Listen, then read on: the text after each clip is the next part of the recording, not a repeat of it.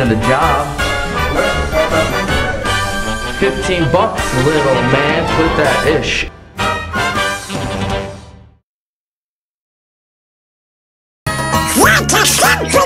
Harmony Court Island, it's the place to be, a pirate's paradise that everyone should see.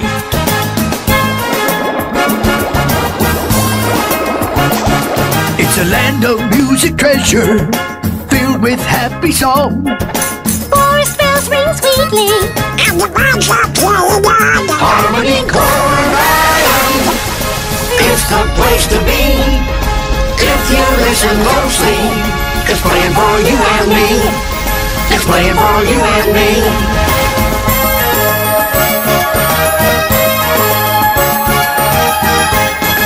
Golly fish, golly!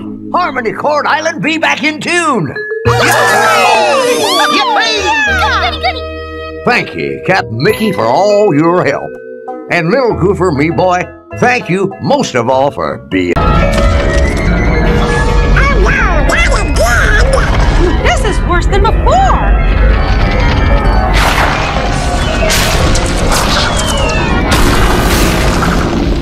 Shiver me timber and timbers! Abandon ship! Head for the Xylophone Hills!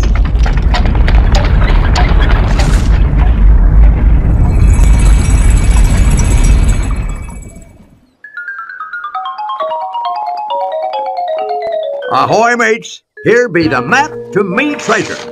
Finally! Hey, this isn't any kind of treasure map I've ever seen. Where's the treasure supposed to be? Where's the X that marks the spot? Well, before we can find the X, we have to find two musical instruments. A ukulele in the strum string jungle, and bongo drums in the bamboo forest. When we play the ukulele and the bongos together... Thank you, Senator DeMint. We're so honored to have you here.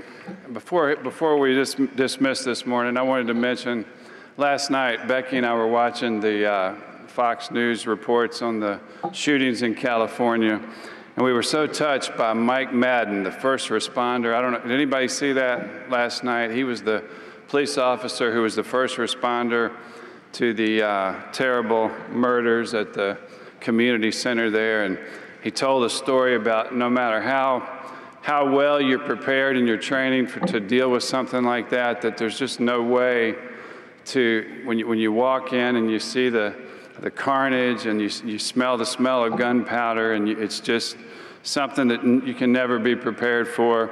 So we contacted his family or his office after that report to see if he had any sons or daughters who were looking for a place to attend college. We offered to help with the scholarships. We also are trying to contact the victim who had 6 children who was killed in that carnage. And it just blows my mind when I see the President of the United States say that the answer to circumstances like that is more gun control. I mean, if the people...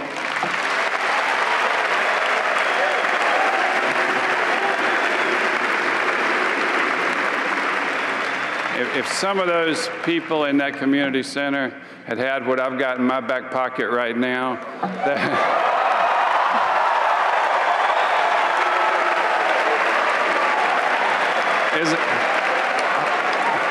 is it illegal to pull it out? I don't know. Is that anyway? I've always thought if more good people had concealed carry permits, then we could end those Muslims before they walk in and kill it. So I just wanted to take this opportunity to encourage all of you to get your permit. We offer a free course, and let's teach them a lesson if they ever show up here. So.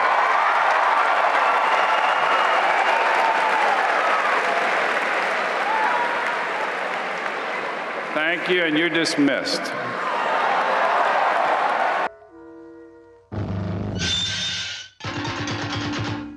What, George?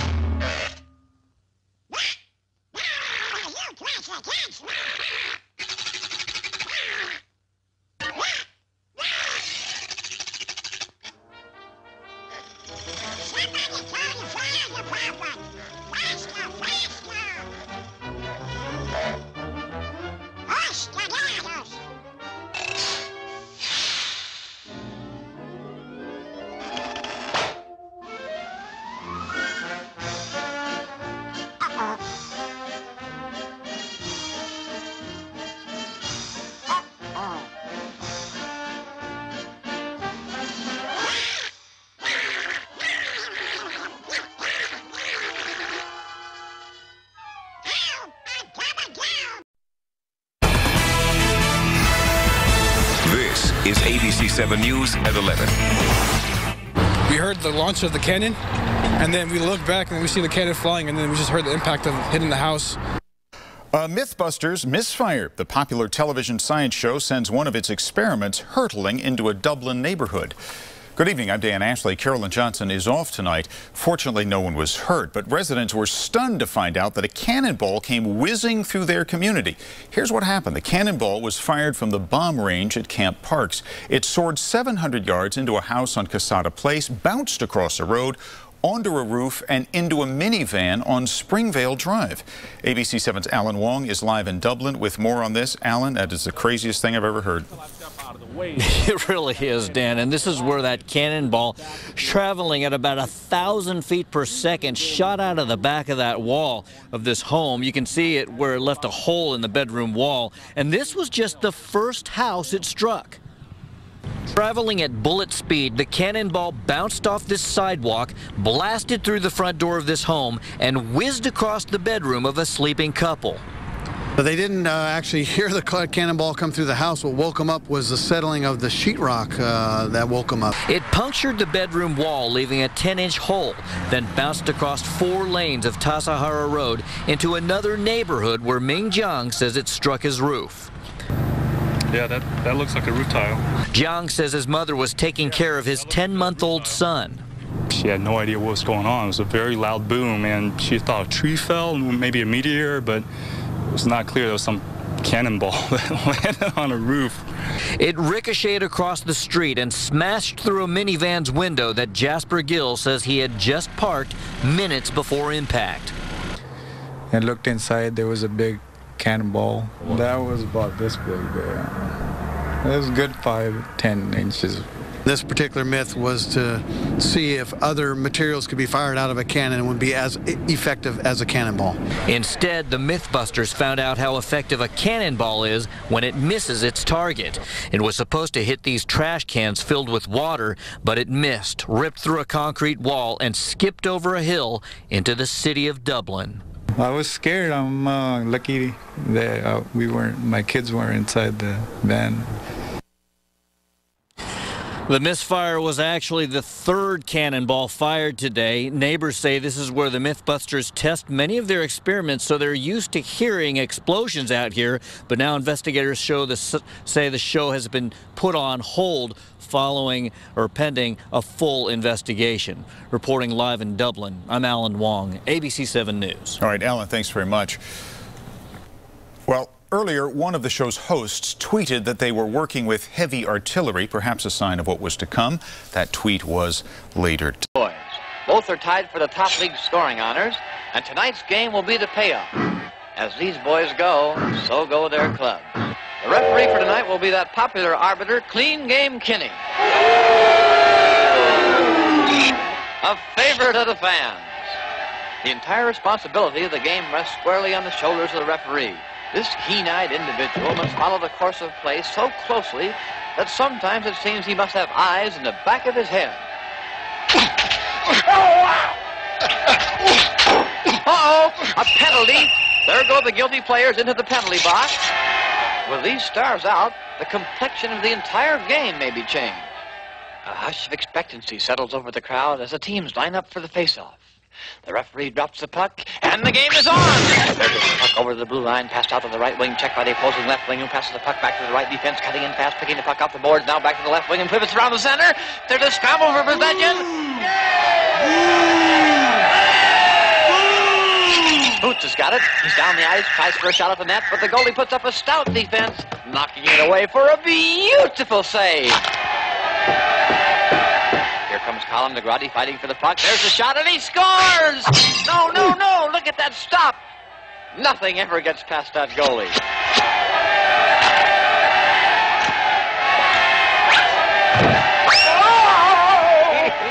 George Boots has cleared down the rink. It's taken by McCormick. McCormick to Papineau at the blue line. Over to Murray. Murray cutting over the loose leaf defense. He tries to draw the goalie out of position. There's a shot, and.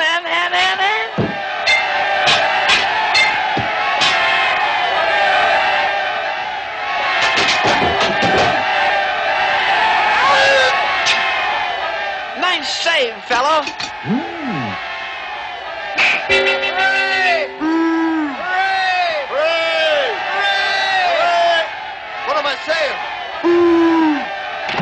Shoots out to center ice. Both teams are battling furiously for possession. Here come Bertino and Ferguson out of the penalty box.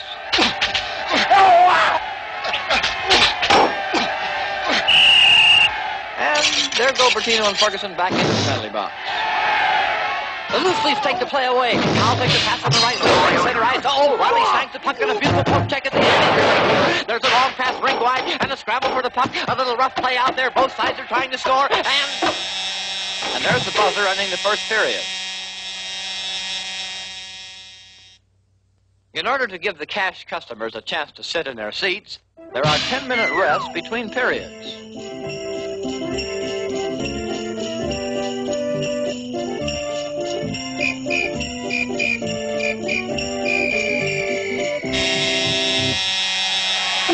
Well, there's the buzzer starting the second stanza. The team takes to the ice. Puck is faced off. There's a pass out to the side. The loose leafs come up with a play. Here comes McCormick cutting down the side. That boy's sure burning up the ice. Spinning like a top. He crosses the blue line. The defense closes in. Wow! They really laid it into him.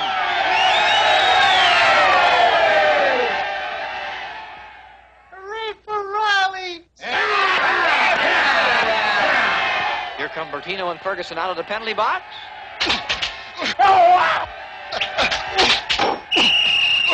And there go Bertino and Ferguson back into the penalty box. There's a pass out to Bond, and here he comes swinging wide with a blinding burst of speed. Mix up as Bond sliced his way through. Up cuts him fast, picks up the puck, takes a shot at the net, and the goalie kicks it away. There's another shot, and another, and another. The goalie has the situation well in hand. No! He nuts the own net for a score, a score, a score, a score, a score. Anteaters won, loose leaves nothing. Well, ladies and gentlemen, that score might be enough to put the game on ice. They line up for the face-off.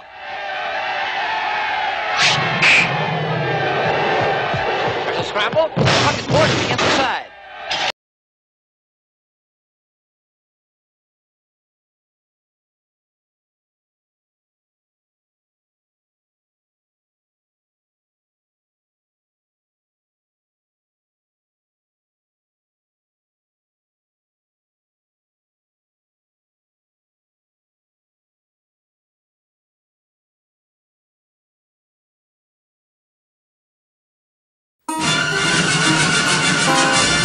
You need money for the meter, money for the toll.